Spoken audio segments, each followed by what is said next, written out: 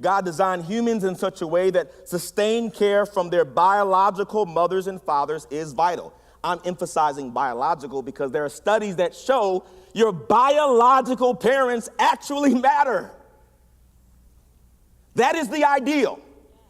There are interventions God has in place with foster care, primary caregivers. I'm not diminishing that, but what I'm saying is that your actual biological parents, God set it up so that they care for you. And when those things don't happen, this is why we have gaps in our development. You know this. Because we're resisting the plan of God. It's the truth. This message is not to create shame and blame and guilt for those of us who are not in those situations right now.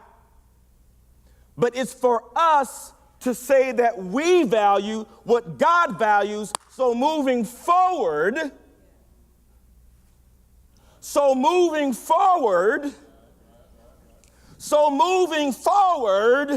the people 500 years from now are intact. I know that seems a long ways away, but this doesn't make sense unless you think multi-generationally. If you're just thinking about your own individual happiness, you're all right. You've probably found a situation that works well for you individually. But we are all dependent on other people. How many people have not enlisted in the military? You have not enlisted in the military. You know what happens when you did not enlist? You assume somebody else would. Yeah. Now, we might have different opinions about why our country has gone to war, but trust me, if we got attacked, you'd want someone to fight. If someone came to this country and attacked it, you'd expect someone to fight.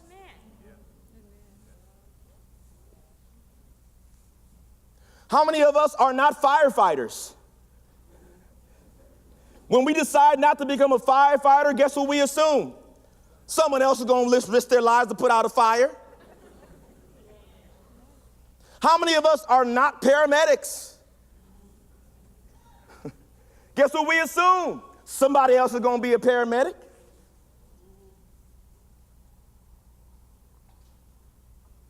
This is hard what I'm about to say. Okay? So first of all, what I'm going to tell you is I'm not talking about folks who want to have kids, but for health reasons cannot. I'm not talking about you.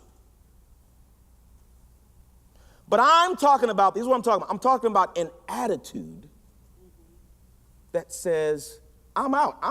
This is not my responsibility. I don't have to get involved in that game. And that's fine because God calls people to do different things. But when you say that, you are assuming somebody else is going to have the kids. Somebody else is going to parent the kids. Somebody else is going to be the foster parent. Somebody else is going to adopt those kids. You're assuming that.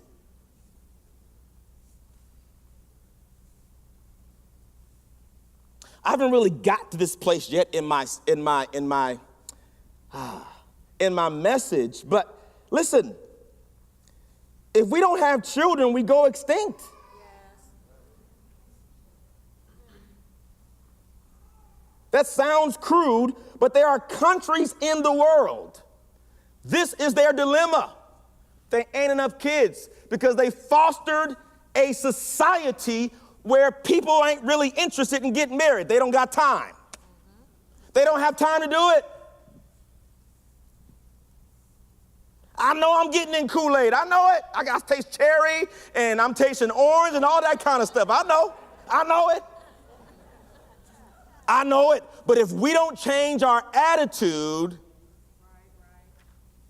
we'll be in the same place.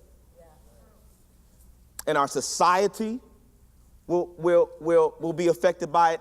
Our churches will be affected by it.